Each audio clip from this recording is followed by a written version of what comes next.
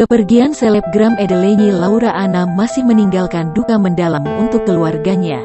Belum lama ini, kakak Laura Anna, Greta Iren, membongkar perlakuan Ibu Gaga Muhammad terhadap mendiang adiknya.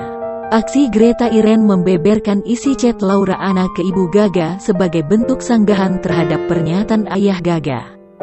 Asep Yusman menyebut, tuntutan 12,6 miliar rupiah terhadap Gaga adalah nominal yang terlalu besar.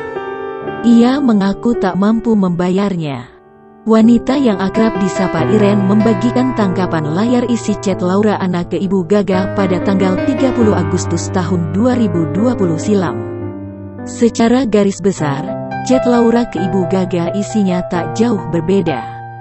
Mirisnya, Ibu Gaga justru mengabaikan pesan Laura Anna. Dalam unggahan tersebut, Iren menyebut keluarga Gaga tak punya hati nurani.